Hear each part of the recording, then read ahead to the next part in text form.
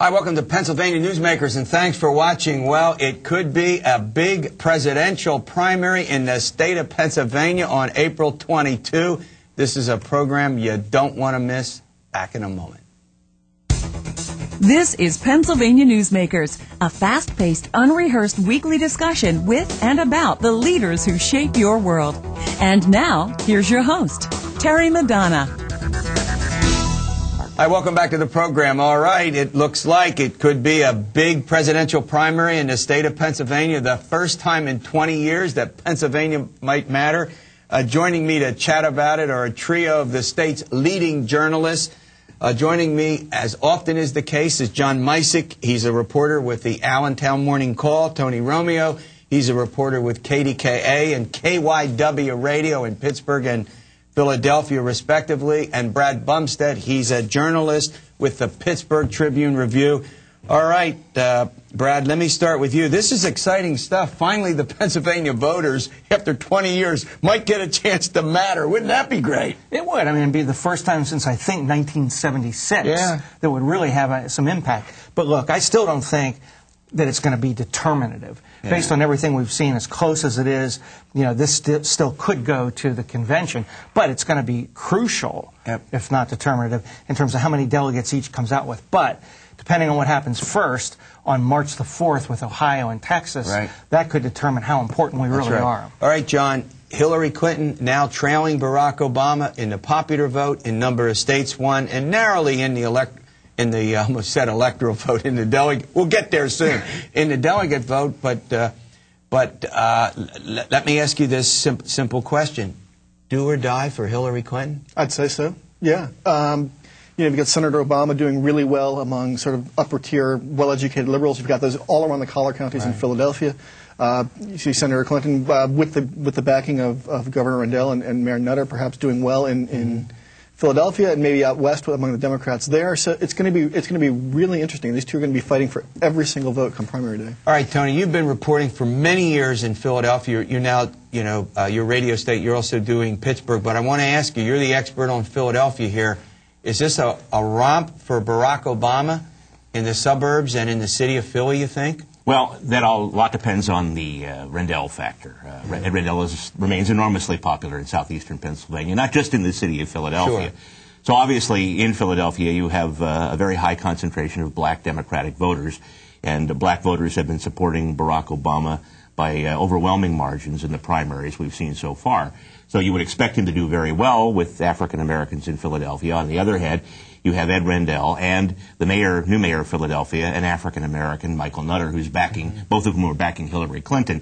So will that cut into potentially the black vote for Obama that might be expected in the city of Philadelphia? Also remember that while a lot of white progressives in the suburbs might be expected to go for Obama too, Rendell is perhaps even more popular in the suburbs than he is in the city. Yeah, and you also got the mayor, the very popular new mayor of the city of Philadelphia, Michael Nutter, behind Clinton. But let me go to you. Out in the Southwest, where your paper covers, you got a lot of blue-collar, working-class Catholics. That's the kind of voting base that Hillary Clinton has done well with. More conservative Democrats. She's got to win big there to carry the state. Would you agree? I would agree.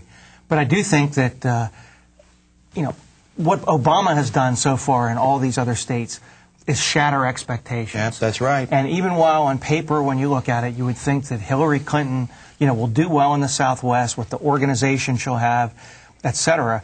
You know, Obama could just surprise us there. And one thing, remember, coming into, you know, these later primaries here is he has money, and she's hurting for it. Yep. Plus, the polls now, John Micek, tend to show a Clinton lead because there's been no campaigning here. Right. I mean, before the lights came on this morning, there's a new Quinnipiac University poll out showing a 52-36 lead for Senator Clinton, with nobody on the ground, no boots on the ground, no campaigning at all. And Brad is right. I mean, once people hear Senator Obama and once they hear him speak, he's got this funny way of, you know, closing that gap with Senator Clinton, and then in a lot of cases, you know, leapfrogging right over it. Yeah.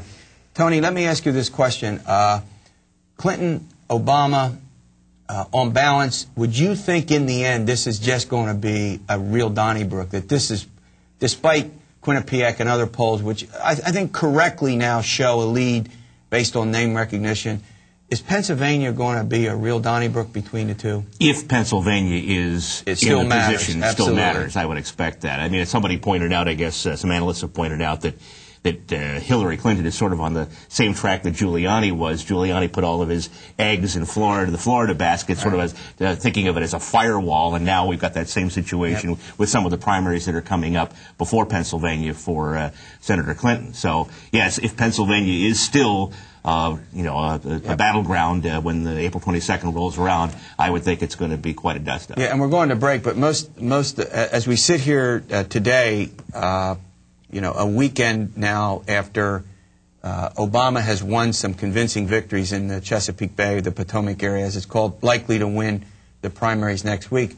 He will have been on a 10-state roll before we get to Ohio and Texas. But one-word answer, she's got to win one of those two, Texas or Ohio, to remain viable. Do you agree? Absolutely. Yes. You agree? If she doesn't win, it's over.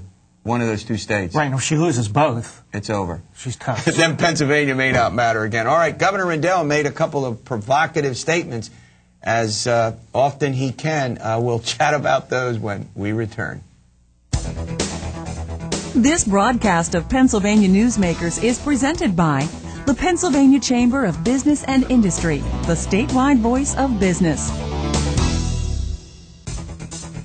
This broadcast of Pennsylvania Newsmakers is presented by Pennsylvania Medical Society. Doctors and patients, preserve the relationship. And by the Pennsylvania Manufacturers Association. Business in Pennsylvania is our business. Hi, welcome back to the program. Well, we're going to talk about a subject that's fairly controversial. Last week, Governor Rendell made some statements. He had appeared before the Pittsburgh Post-Gazette editorial board for comments, as governors often do, for an interview, as major leaders often do, and he made some statements about race in the presidential election. His point was that some white conservatives might not vote for Senator Obama because he was black. He did say that there would be an infusion of young and new voters that might counteract that. All right, gentlemen, look, you've covered Governor Rendell for a long time. We're not even going to go to the point. Governor Rendell is not a racist. Governor Rendell is a progressive. Governor Rendell is provocative. He speaks his mind as he sees it. Am I all right so far? And he's a great interview. None of you will ever say he's not a great interview, right? Correct. But let's go through this. This became a national story. John, let me start with you. God love him. He's never dull. That's for sure. It was amazing. The interview was published in the Post-Gazette on Sunday. Kind of flew below the statewide radar for a couple of days until the Associated Press picked it up and ran it statewide on Tuesday. And then it just, it exploded. And the governor's been backpedaling. I think he was on MSNBC earlier this week trying to explain away his remarks. He's been explaining them away to anyone who will listen, saying, okay, this is what I get for trying to be blunt, trying to be, I've run afoul of modern conventions. I mean, he is talking about sort of a fundamental issue in this contest about which way certain segments of the electorate are going to go. He maybe wasn't perhaps as politic as he should have been, but I mean, it's very difficult to elude that. On the subject of being politic, what's interesting, I think, is that a couple of weeks before he made his comments, I asked the governor at a press conference about Bill Clinton's comments on the campaign trail about race that had caused a lot of consternation among some folks.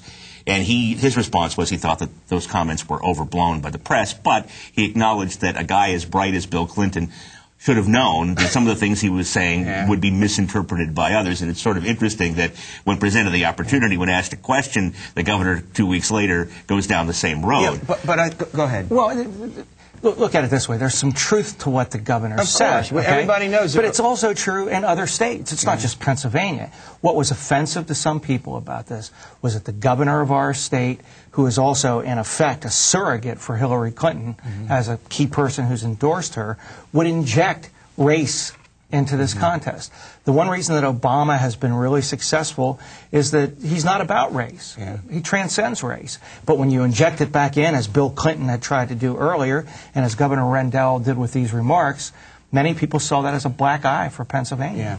But I mean, the substance of it, he's obviously right. I mean, there are some white folks who won't vote for a black, and there are probably a lot of men who, not a lot, but there are some men who won't vote for women. I mean, I don't think anyone denies that. Which is what Governor Rendell said during the MSNBC interview on Tuesday.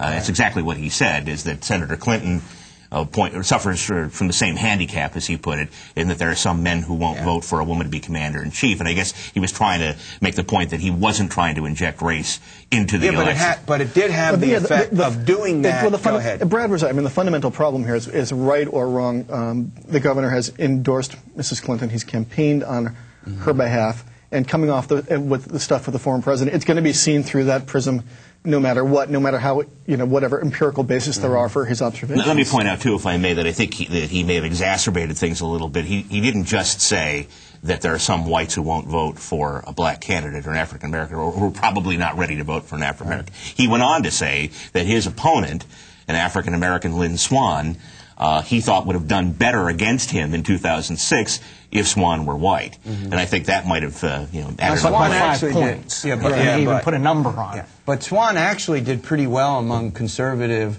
white voters in southwestern Pennsylvania, in particular, in his bid. Now, he got overwhelmed by Ed Rendell by 21 percentage points, as you all know. He did, and he was only 70,000 below an incumbent U.S. Senator, Rick Santorum, in that race. But the thing is with this whole affair, a Republican remarked to me the other day, and I think there was some truth to it, and that is, if Tom Ridge had been governor and said something like this, there would have been calls for his resignation. There would have been an even bigger fuss about it. And some people thought, despite the little furor that took place, that it wasn't that big of a deal in terms of the national scene. Yeah, but I mean, in all, we're going to run to a break, but I mean, Governor Rendell, look, like him or not like him, he's pretty candid, and he says, I mean, this is one of the reasons a lot of folks say that, and he even admits, and his closest friends have said he would not be good on a national ticket, particularly as a vice presidential running mate, because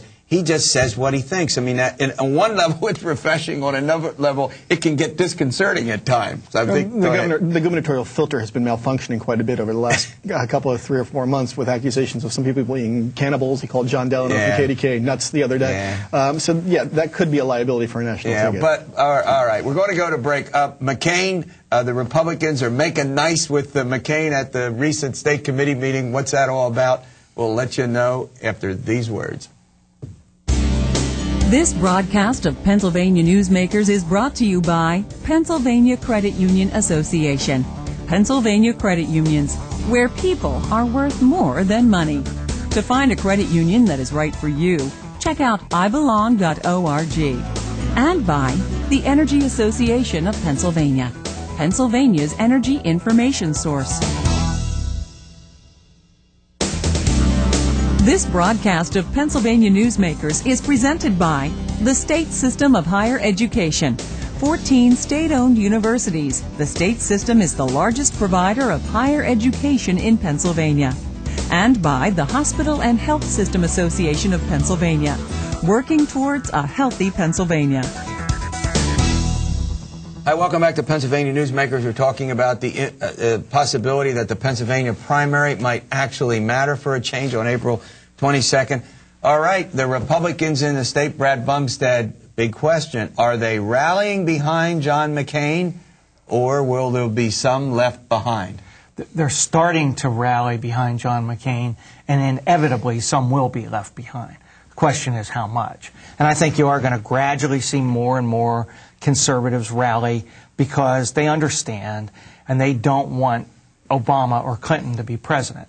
A good sign of it at state committee was when chairman of the Central Pennsylvania caucus on the Republican State Committee, Dick Stewart, who's a lawyer here in Lemoyne, offered the nomination for McCain. And, everybody knew that this was clearly not his choice.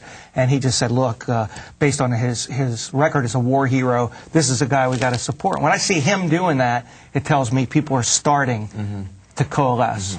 Now, John McCain had the strong support of a former pretty popular governor, Tom Ridge, left with a very high approval rating, went on to be head to Homeland Security, some controversies there, about the operational side, but very, very popular governor in the state of Pennsylvania. Did Governor Ridge involvement for McCain matter? I think it did. I mean, Governor Ridge is still iconic to a lot of people within the state party. There's no small irony that somebody is famously moderate, as Tom Ridge was stressing the conservative bona fides of John McCain. That's a discussion for another day. But before the proper Republican State Committee meeting, Governor Ridge was making the rounds of the regional caucuses, and making personal entreaties to each of these regional groups to come out and unify the party behind Mr. McCain. When you have a former governor in essence personally asking you for your support, that's a hard thing to say no to. Yeah. Now did you want to add something? Well, yeah, and the arguments that he was making in these caucuses were really effective from a Republican point of view. He was saying, who do you want staring down Chavez in Venezuela? Who do you want dealing with Al-Qaeda? Do you want it to be Obama, Clinton, or John McCain? He says the answer is obvious. Tony, one of the things that's sort of fascinating, there was this the Ridge spending a minute in Pennsylvania meant we had to deal with the prospect that he could be a vice presidential nominee. That was all over the state. As you know, he was up briefly with Dole and then more seriously with Bush in 2000. What is there any possibility that's just Well, I think it's a possibility. Obviously, he and McCain are very close. Yeah. But I have to say, my sense is that Ridge is like Rendell, a guy who doesn't want to be the spare tire. He doesn't want to be number 2 on a ticket. But like Rendell, if the party calls, and especially in Ridge's case, if his friend calls and taps him, I think he would have to strongly consider it. The interesting thing about it is, while I think McCain and Ridge are a good ideological fit in terms of how they fit with each other, one would think McCain would need somebody who has more conservative credentials because of the situation. Good point. But he's a good geographic fit. I mean, Ridge would be a good geographic fit, an Arizona senator at the top of the ticket. And Pennsylvania is not arguably one of the most important prizes in the general election. Go ahead. Mr. McCain obviously needs Pennsylvania. No candidate has ever won without carrying Pennsylvania or Ohio. But a lot of people are saying the exact same thing. Mr. Ridge would be great for Senator McCain as an ideological match, but if Mr. McCain's problem is that he's trying to woo conservatives within the party, you don't partner him with another moderate. Some folks are mentioning Senator Mel Martinez, Republican of Florida. Right. The current Florida governor, Charlie Crist, is a possibility. Sanford in South Carolina. Sanford in South Carolina. Governor Huckabee, who's in the race now, as another potential running mate. But another point with this, Terry, and I believe you raised this actually in an interview, is that Tom Ridge is pro-choice, and McCain is pro-life. So you have that division right there.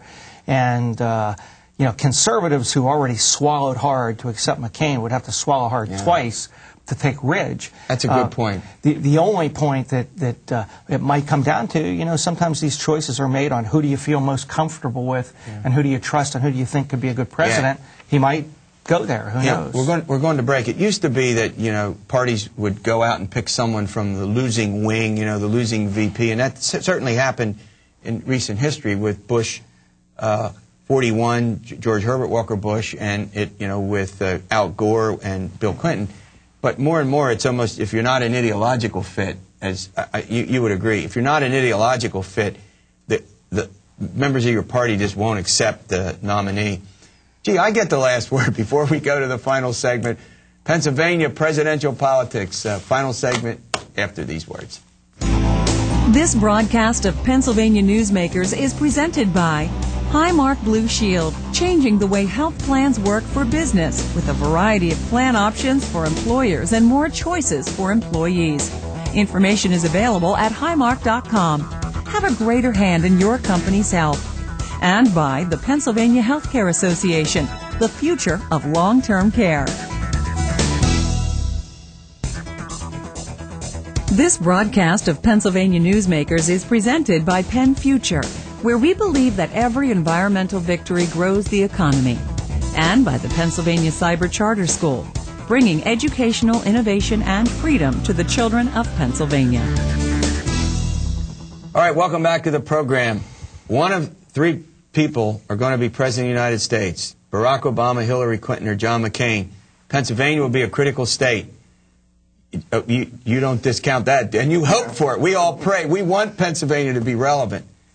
Give us a quick assessment. Three candidates, all pretty skilled, all pretty, knowledgeable. Go ahead. If we slice it and dice it, regionally, and I'll just carve out my newspaper circulation area here, the Lehigh Valley, and more broadly northeastern Pennsylvania. Battleground. Absolute battleground, absolute swing area.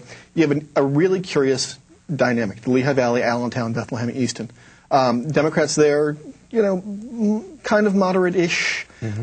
Maybe you can see some of that population going for Senator Obama. On the other hand, you've had a massive influx of New York and New Jersey residents over the last few years, particularly into the Poconos where they've been fleeing high taxes. One would suspect some residual loyalty to Senator Clinton there by dint of their geographical roots.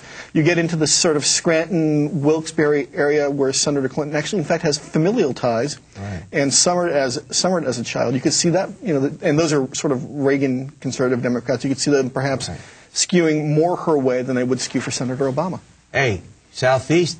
Interesting dynamic. The suburbs, the Philadelphia you suburbs. You got the suburbs versus the city. Go ahead. You are, but in particular the Philadelphia suburbs, which of course used to be a Republican bastion, a stronghold, and just have not been in recent years. Increasingly, becoming a more a 50-50 situation. Does McCain have a chance to win there? Well, I think he does because I do think he is the kind of moderate who would, not only have Republicans lost their grip on the suburbs to an extent in Philadelphia, but they've lost their grip on Republicans in the suburbs. And I think not only is McCain a candidate enough. Well, not only a candidate who can bring some independents and Democrats, but I think he'll appeal to the kind of Republicans you see in the Philadelphia suburbs.